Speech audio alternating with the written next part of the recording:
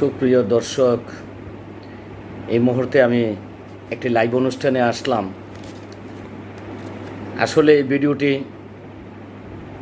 প্রত্যেকের জায়গা থেকে করাটা উচিত, সবাই আন্দোলন করা উচিত। কারণ ভারতবর্ষে আমাদের অনেক মুসলিম ভাই বোনেরা বসবাস করেন।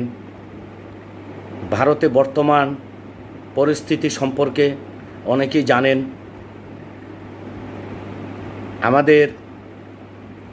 আমরা বিভিন্ন মিডিয়ার মাধ্যমে দেখতে পাচ্ছি ভারতের কিছু উগ্রগ্রামে হিন্দু সমাজের কিছু লোক যারা ধর্ম সম্পর্কে কিছু জানে না, তারা অনভিজ্ঞ, জানি না ওরা কি বুঝেই মুসলিমদের উপরে অত্যাচার করেন। মুসলিমদের ওরা মেরে মেরে ওরা কি বুঝাইতে চাচ্ছেন, ওরা মুসলিমকে ধরেই বলছেন যে ডাক্তার আল্লাহকে, আর অত্যাচার করছেন আর বলছেন বল শ্রীরাম, জয় শ্রীরাম।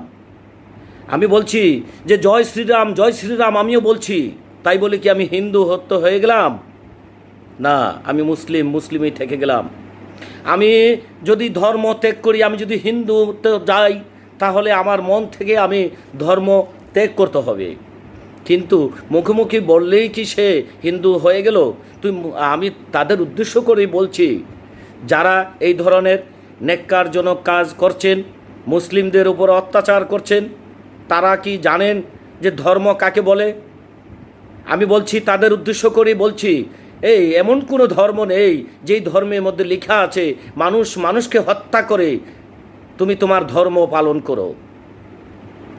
সুপ্রিয় মুসলিম ভাই ও বোনেরা, যারা এই ভিডিওটা দেশ বিদেশ থেকে আপনারা দেখছেন, ভিডিওটি সবাই লাইক এবং কমেন্ট করবেন, শেয়ার করবেন, বিশ্বকে জানিয়ে দিবেন ভারতবর্ষে মুসলিম কত অত্যাচারে আছে।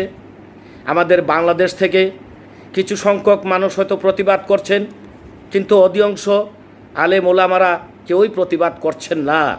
কারণ বর্তমানে বাংলাদেশের মানুষ এরা প্রতিবাদ করা ভুলে গেছে।